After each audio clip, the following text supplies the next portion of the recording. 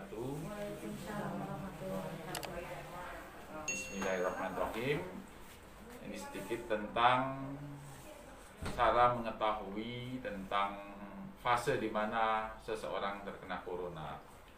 Jadi pada saat seseorang itu kemasukan coronavirus, itu akan masuk ke dalam 5 tahapan atau 5 fase. Nah, dengan kita mengetahui ilmu ini, kita nggak akan terlalu khawatir, kita nggak akan terlalu takut, ya. Kita manusia mempunyai 2 belahan otak, ada otak kiri dan otak kanan. Otak kiri adalah otak logika, otak ilmiah. Otak kanan adalah otak imajinasi atau otak yang sifatnya adalah perasaan. Saat seseorang tidak dibekali dengan otak kiri yang tepat, yang akan bekerja otak kanan, dia akan ketakutan, dia akan cemas. Tapi pada saat seseorang itu dibekali dengan pengetahuan, otak kiri dia akan bekerja, sehingga otak kanan akan tidak dominan. Untuk itulah saya akan membekali dengan bagaimana cara mengetahui hasil laboratorium, ya. Pada saat kuman ini masuk ke dalam tubuh kita, kuman ini akan menyerang. Tetapi dia bisa gagal menyerang pada saat kita mempunyai imunitas humoral yang baik. Jadi kuman ini mau masuk dihalang-halangi sama tubuh kita. Di 0 sampai 7 hari ini kita belum mempunyai pasukan pembunuh terhadap kuman ini. Kita hanya bisa menghalang-halangi saja. Yang bisa menghalang-halangi ini adalah imunitas humoral. Siapakah orang-orang yang punya imunitas humoral yang baik sehingga selamat dari serangan kuman ini? Yaitu orang-orang yang satu, makannya tidak telat, kualitas dan kuantitasnya terjaga. Yang kedua, orangnya tidak terlalu capek dalam aktivitas, tidurnya cukup. Yang ketiga, yang keempat, tidak stres, cemas. Takut boleh dalam corona ini, karena itu menyebabkan hati-hati. Tapi ketakutan tidak boleh, karena itu menyebabkan orang stres, ya. Kemudian takut itu menunjukkan otak kiri, tapi kalau ketakutan itu otak kanan itu yang bekerja, ya. Kemudian yang kelima, kena matahari setengah jam dengan olahraga ringan.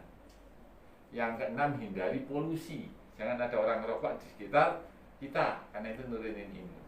Itulah cara konsep 7 hari pertama, karena kita belum punya pasukan pembunuh. Pada saat imunitas humoral gagal, dia akan menyerang secara cepat. Replikasinya sangat cepat ini virus yang sedang kita hadapi.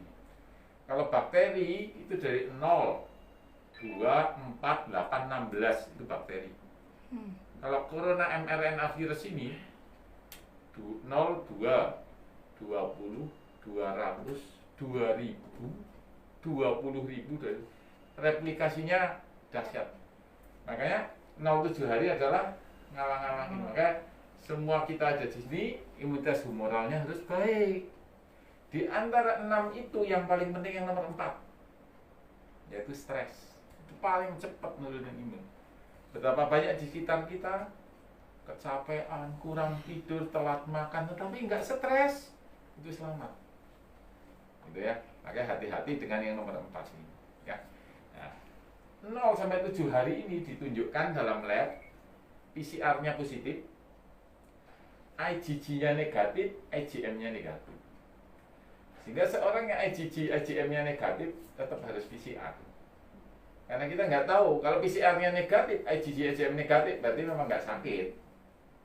Tapi kalau IgG, IgM negatif, PCR positif, justru ini di fase yang harus kita hati-hati.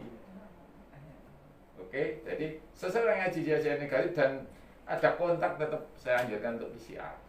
Kalau itu negatif, alhamdulillah, ya. Oke. Kemudian yang kedua, setelah 7 hari, tubuh kita mulai mempunyai pasukan pembunuh terhadap virus ini, namanya IgM. Di fase ini itu ditunjukkan dengan PCR positif, IgM positif, IgG negatif.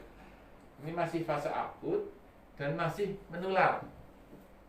Karena ini masih di fase aktif. Nah, itu biasanya waktunya 7 sampai 14 hari. Ya, tuh. Nah, dalam kondisi seperti ini, seorang yang IgM positif dan IgG negatif itu dianjurkan untuk isolasi mandiri di rumah selama 2 minggu. Nanti 2 minggu kontrol ulang, kita cek IgG, IgM-nya. PCR tetap dilakukan. Oke? Kita masuk ke fase ketiga, di mana sudah masuk ke fase penyembuhan. Itu ditunjukkan dengan hasilnya 1, PCR-nya positif, IgM-nya positif, IgG-nya positif. Sekedar tahu bahwa PCR tidak bisa membedakan ini kuman hidup atau kuman mati. Tidak bisa. PCR itu cuma mendeteksi jasad. Nah, kapan PCR itu menunjukkan itu jasad mati dari kuman ini? Saat ada IgG. Jadi kalau IgG-nya positif, IgM positif, PCR positif, itu PCR yang menunjukkan jenazah kuman. Oke?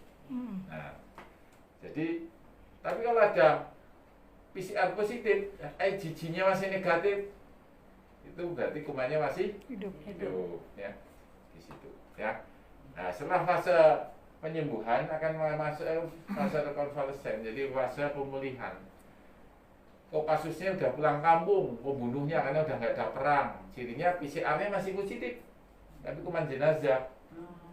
IgG-nya positif, IgM-nya sudah negatif. Itu biasanya di waktu 21 sampai 28 hari.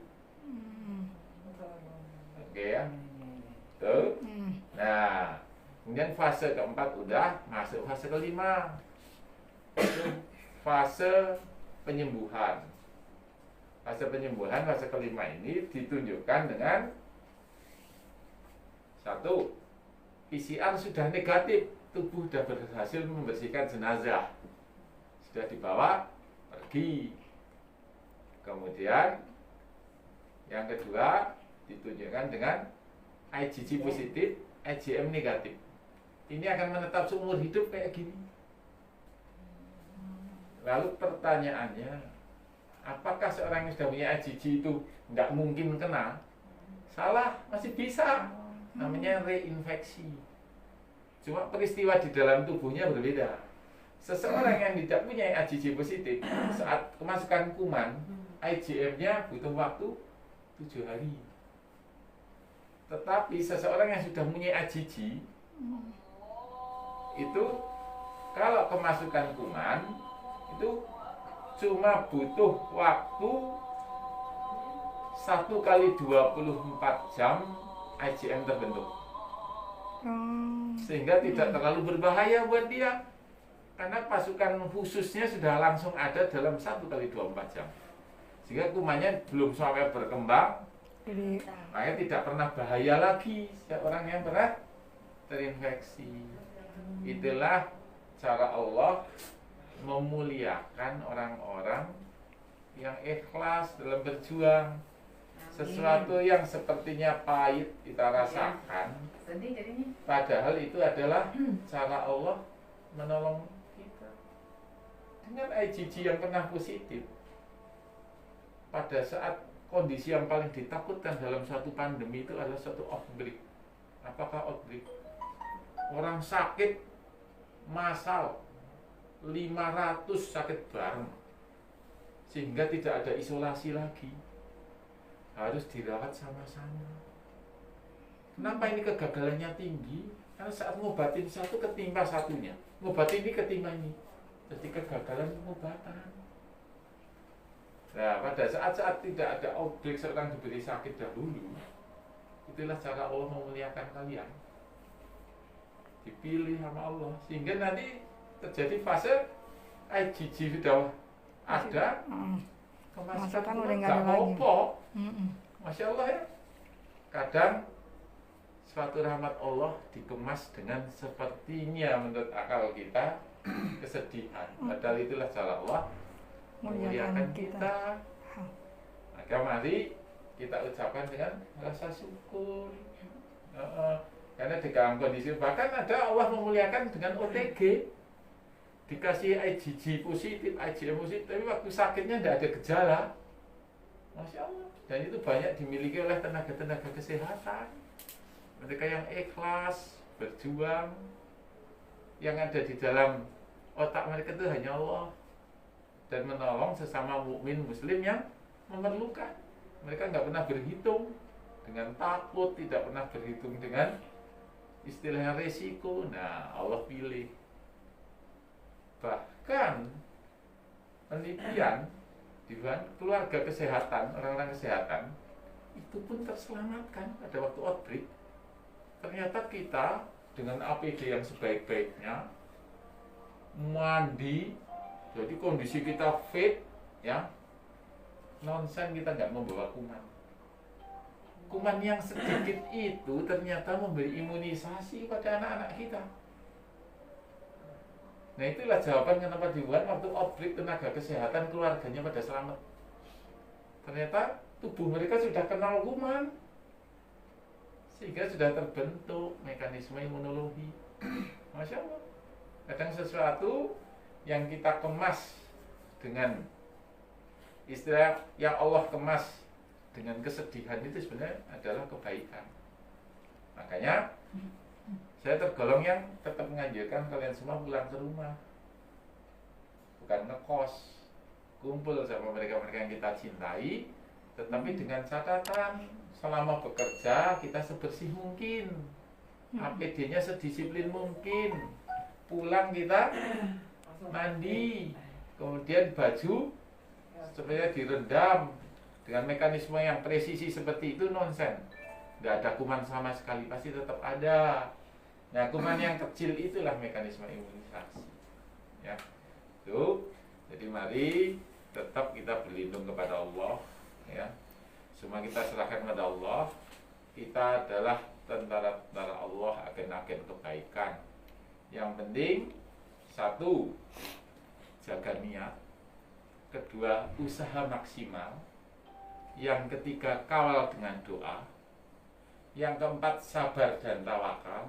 Yang kelima, biarkanlah Allah meneruskan usaha-usaha yang tidak bisa dilakukan oleh kita sebagai manusia.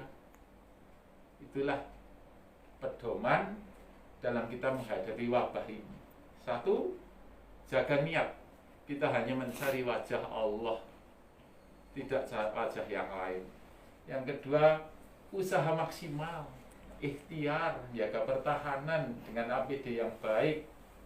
Yang ketiga, kawal dengan doa. Yang keempat adalah sabar dan tawakal.